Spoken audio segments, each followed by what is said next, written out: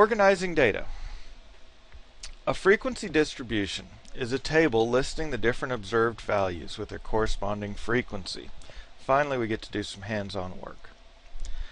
We have a table of children per family recorded for 65 families surveyed.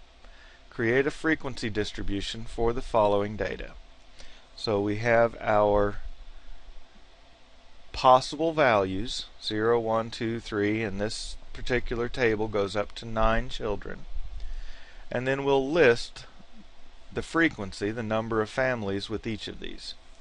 So I'm going to go through and count my zeros. 1, 2, 3, 4, 5, 6, 7, 8. We've got 8 families that had no children. And then we'll do the same with 1.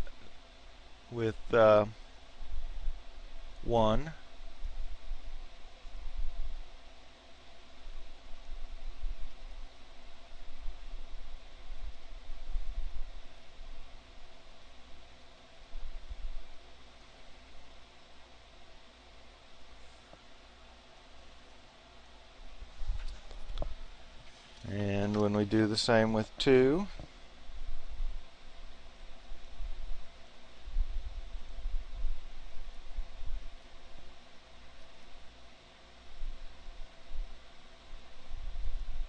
alright, and I want you to pause this now and go ahead and finish completing the table.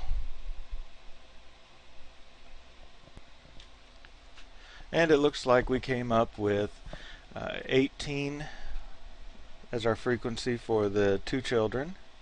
The number of families with 3 children was 11, 4 was 6, 5 was 4, 6 was 2, 7 was 1, 8 was 2, 9 was 1. This is our frequency distribution table. Now, I always like to double check, and so I'm going to add up the number of families to make sure that I did not miss anyone. And if we add 8 plus 12 is 20, 38, 49, 55, 59, 60, 61, 62, 63, 64, 65. So I did include all of my numbers.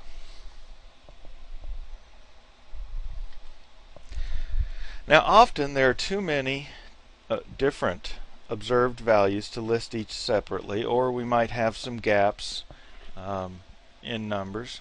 In these cases, we will group the data into classes. Now we've got 3 rules that we need to follow for grouping into classes. First off, the classes must each be the same width, that is, contain the same interval of numbers. The classes may not overlap,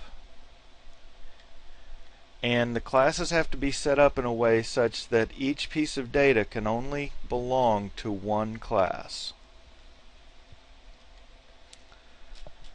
The least value in the class is the lower class limit, and the greatest value in the class is the upper class limit. And the class width would be the difference. Actually it says difference between these values. That's not right. The difference between 2 lower class limits or the difference between 2 upper class limits. That's what that should read. So the difference between 2 lower class limits or 2 upper class limits. Alright, so let's practice. We've got a frequency table to the right. Let's first determine what the class width is, what the lower class limits are, and what the upper class limits are. Again, the class limit, or the class width, is going to be the number of, or the interval between the 9 and the 15. And if I just subtracted 15 minus 9, I might think that there are 6 items in there, but that's not correct if I count them on my fingers. 9 is 1, 10 is 2, 11 is 3, 12 is 4, 13 is 5, 14 is 6, 15 is 7. There are actually 7 elements in here. If I subtract from 15 minus 9, I don't count one of those. So the class width is 7. And if we check that with from 30 to 36, count those on our fingers, we would get 7 again. The lower class limits are going to be all of these bottom boundaries. So those be 9, 16, 23, 30, 37, and 44. And again, notice that if we subtract any two consecutive class limits, find their difference, we'll get that the class width is 7. Looking at our upper class limits, that's going to be the top boundaries. So 15, 22, 29, 36, 43, 50. And you'll notice that we go from 9 to 15, and the next one picks up with 16, 22, next one picks up with 23, and so on. And these are all, each consecutive pair is 7 units apart.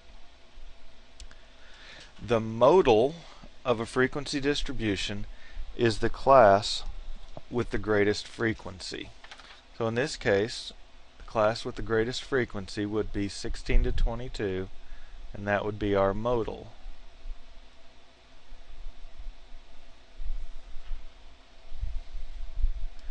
The class mark, or the midpoint of a class, is found by adding the upper and lower limits and dividing by 2.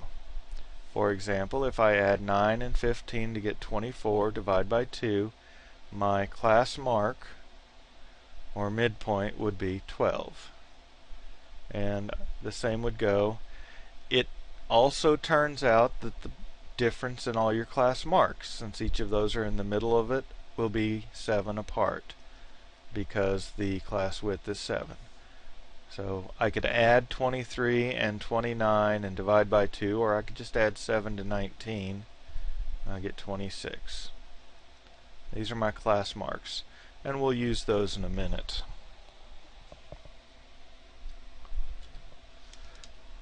Histogram. A histogram is a graph with the observed values on the horizontal scale and the frequencies on the vertical scale.